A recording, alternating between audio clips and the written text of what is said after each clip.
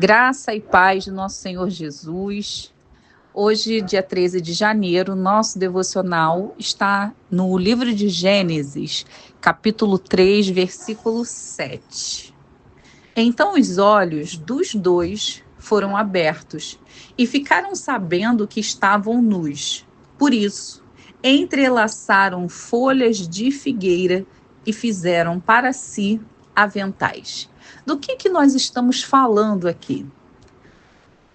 Da criação do mundo. Capítulo 1, Deus criou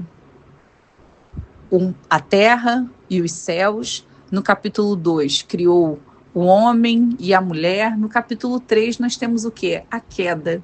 Nós estamos falando da origem do pecado na humanidade. Quando a gente lê os olhos de ambos se abriram, isso significa que naquele momento o pecado ele foi despertado. Naquele momento, eles passaram a ter consciência de que algo ali os condenava e automaticamente separava eles ali da presença de Deus. E isso não foi um fato isolado.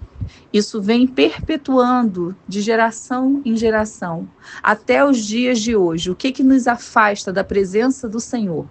Pecar, errar, ir contra a vontade do Senhor, ir contra a sua palavra, fazer o contrário daquilo que é bom aos olhos do Senhor. Todas nós sabemos, se a gente quer uma vida de santidade, se a gente quer conhecer Deus, se a gente quer se aproximar, se a gente quer se tornar mulheres profundas na palavra, se a gente quer ouvir a voz de Deus, se a gente quer verdadeiramente se sentir guiadas, mulheres guiadas pelo Espírito Santo, de que forma nós vamos agir? Na contramão do mundo, dizendo não aos pecados. Vai existir um momento da nossa caminhada de fé que a gente vai estar isenta de erros, de pecado? Não. Mas uma coisa é você pecar consciente, é você ir sabendo que aquilo ali é errado. Então, voltando aqui para Gênesis 3, 7, nós temos o conhecimento do certo e do errado. Nós temos o conhecimento, nós temos noção do que fazer, do que nos aproxima do Senhor, do que nos afasta, do que nós vamos fazer que vai agradar o Espírito Santo, do que não agrada. E por besteira, muitas vezes por motivos irrelevantes, insignificativos, muitas vezes por falta de zelo, por a gente se deixar ser influenciada pela multidão, por aquela multidão que não tem nenhum tipo de compromisso com o Senhor, nós pecamos. O que vem depois do pecado? O que vem? Qual é o sentimento que nós temos depois de um erro cometido? Culpa? Vergonha? Vontade de se esconder? Como se isso fosse possível, né? A gente se ausentar da presença do Senhor. Uma vez que os nossos olhos, meninas, eles estão abertos, após pecar, a gente tem dois tipos de sentimento. Dois tipos de sentimento tomam conta de nós. E nós estamos falando da culpa e da vergonha. Adão e Eva não podiam mais encarar o Senhor. E esse encarar, entre aspas, eles sentiam vergonha, eles sentiam culpa após eles terem desobedecido ao Senhor. Mas ainda assim, o Senhor, ele os procura no jardim. E da mesma forma que ele fez com Adão e Eva, há tantos milhares de anos atrás, assim continua acontecendo nos dias de hoje. Ele faz a mesma coisa conosco nos dias de hoje. Após um erro, após uma culpa, após uma vergonha, após um pecado, ele não muda com a gente.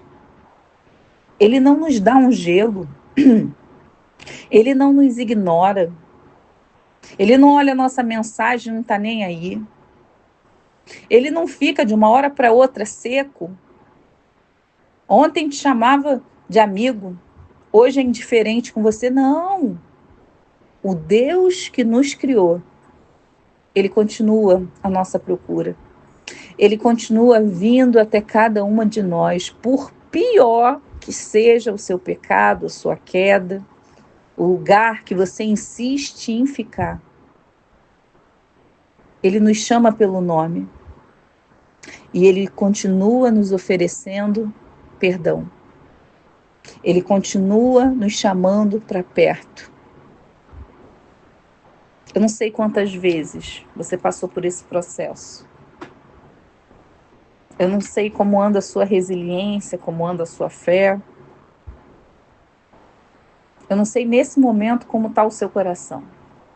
Se você tem vivido uma vida próxima a Ele, uma vida de renúncias, se você entendeu o que é carregar a sua cruz, ou se você está passando por uma das fases mais fracas espiritualmente falando. O que eu sei é que Ele é poderoso. E aonde você estiver tentando se esconder, porque é possível que você esteja indo aos cultos, frequentando a sua igreja, mas ainda assim se escondendo atrás de uma capa de religiosidade, atrás de uma aparência de uma mulher liberta.